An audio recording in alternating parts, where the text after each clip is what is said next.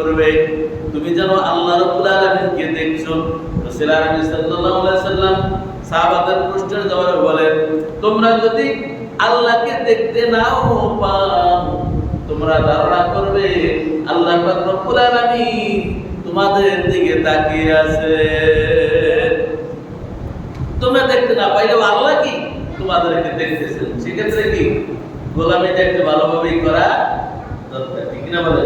সম্মানিত ভাইরা আমার, হযরত হাসান বসরি রাদিয়াল্লাহু তাআলা একজন জলিলুল কদর তাবী, তাবীদের মধ্যে জলিলুল কদর অর্থাৎ মর্যাদার দিক দিয়ে শ্রেষ্ঠ একজন তাবী। তার সময় এক ইহুদি ব্যক্তি হাসান বসরি রহমতুল্লাহ আলাইহির কাছে আসলো এই হাদিস নিয়ে। আয়েশা ওই ব্যক্তি আসলো এমন ভাবে আসছে, একদম আলখেল্লা জুব্বা পইরা, হাতে তসবিহ, মাথায় আলখেল্লা রুমাল পইরা একবারে দরবেশ সাজ্জা উপস্থিত হয়েছে। আয়েশা হাসান বসরি রহমতুল্লাহ আলাইহিকে প্রশ্ন করে, হুজুর, রাসূল আরবি সাল্লাল্লাহু আলাইহি ওয়াসাল্লামের মুসলিম শরীফের একটি হাদিস দেখলাম, সেখানে রাসূল আরবি সাল্লাল্লাহু আলাইহি ওয়াসাল্লাম বলেন, তোমরা আল্লাহ রাব্বুল আলামিনের ইবাদত বندگی এমন ভাবে করবা যেন তোমরা আল্লাহকে দেখতে পাচ্ছ। যদি তোমরা বাস্তবে দেখতে না পাও, তাহলে মনে মনে ধারণা করবে আল্লাহ তোমাকে দেখছেন। আল্লাহ রাব্বুল আলামিনের এই যে দেখা, এই দেখা তো চক্ষুর কথা আল্লাহ রাসূল বলে নাই, তাহলে তিনি তো আরেকটা চক্ষু আছে। আমরা তো জানি চক্ষু হচ্ছে এই যে সামনে যে বাচ্চার যে দুটি চোখ, এই চোখের কথাই জানি। আর একটা চোখের কথা এখানে ইঙ্গিত করা হয়েছে, সেই চক্ষুটা আবার কিরকম, এই ব্যাপারে আমি আপনার কাছে জানতে চেয়েছি। এই ব্যাপারে কি আপনার কাছে আমি জানতে চাই। হাদিস আমাকে কি ভিতরে বড় খটকা লাগিয়ে দিয়েছে, এই ব্যাপারে আমি আপনার কাছে জানতে চাই। হযরত হাসান বসরি রাদিয়াল্লাহু রাহমাতুল্লাহি আলাইহি বলেন, ও আমার বন্ধু, তুমি প্রশ্ন করছো ভালো কথা, তোমাকে উত্তর দেব সেটাও সঠিক কথা।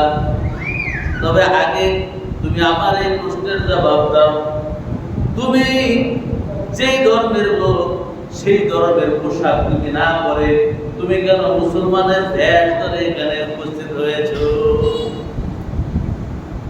তোমার তো হাতে তসবিহ থাকার কথা না, তোমার জুব্বা থাকার কথা না, মুসলমানের বেশ ধরার কথা না।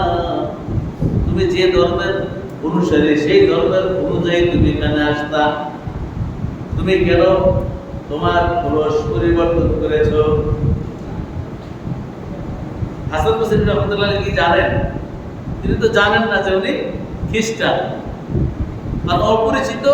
উনি আসছে ওনাকে কি করার জন্য, পরীক্ষা করার জন্য, আটকানোর জন্য। কিন্তু তাকে এই চর্মচক্ষু, এখান থেকে বাস্তবতা দেখা যায়। কিন্তু আরেকটা চক্ষু কি, যেই ব্যক্তি আল্লাহওয়ালা হয়ে যায় তখন ওই ব্যক্তি যেটা দেখে সেটাকে আল্লাহর পক্ষ থেকে দেখে, বাস্তব চক্ষু থেকে যেটা দেখে। আরেকটা চোখ থাকে তার, সেটা কি দিলের চোখ। এই দিলের চোখটা কি করে আল্লাহ খুলে দেয়, অদৃশ্য জিনিসকে কি তাকে দেখানোর তৌফিক আল্লাহ দান করে। এই জন্য আল্লাহওয়ালারা যখন কিছু দেখে, সব দেখা কি চর্মচক্ষু দিয়া দেখে না।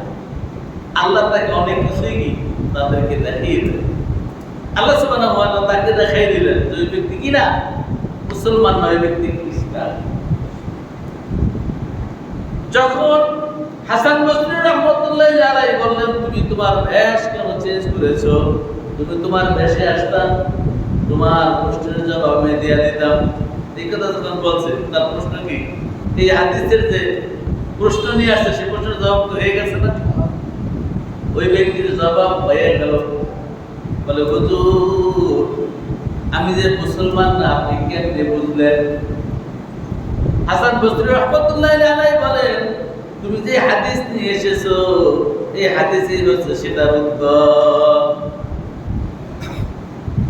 ওই ব্যক্তি সাথে সাথে বললেন, হুজুর, আমার চক্ষু আমার ভিতরে যে চক্ষু, এই চক্ষু আমারও খুলে গিয়েছে।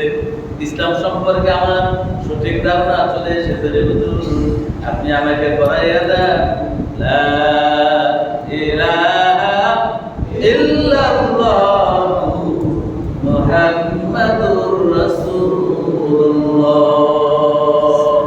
সাল্লাল্লাহু আলাইহি ওয়াসাল্লাম। ইউসি কি হয়ে গেল? মুসলমান হয়ে গেল। এজন্য যারা আল্লাহওয়ালা হয়ে যায় তখন তারা যেটা ধরে সেই ধরার ভিতরে কি থাকে? আল্লাহর ধরা। তারা যখন আল্লাহ রাব্বুল আলামিনের কাছে কোনো ফরিয়াদ করে, আল্লাহ পাক রব্বুল আলামিন তাদের এই ফরিয়াদকে ফিরাইয়া দিতে লজ্জা বোধ করে। এজন্য আল্লাহ সুবহানাহু ওয়া তাআলা বলে, ইয়া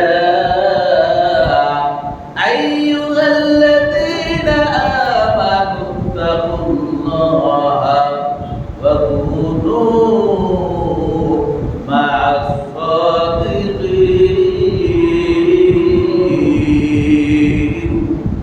আল্লাহ পাক রব্বুল আলামিন আমাদেরকে নসিহত করতেছেন, আমাদেরকে ওয়াজ করতেছেন। আল্লাহ পাক রব্বুল আলামিন বলেন, হে মুমিন সকল, ইয়া আইয়ুহাল্লাযীনা আমানু, হে ঈমানদারগণ, ইত্তাকুল্লাহ, তোমরা আল্লাহ রাব্বুল আলামিনকে ভয় করো, তোমার স্রষ্টাকে তোমরা ভয় করো। তোমরা আল্লাহকে কি ভয় করো। ওয়া কুনু মা'আস সাদিকিন, আর সত্যবাদী যারা, মুত্তাকি যারা, যারা সালিহিন, যারা আল্লাহর ওলি, যারা তাদের সঙ্গী হয়ে যায়। সব জিনিস দেখার ক্ষমতা আমাদের নাই।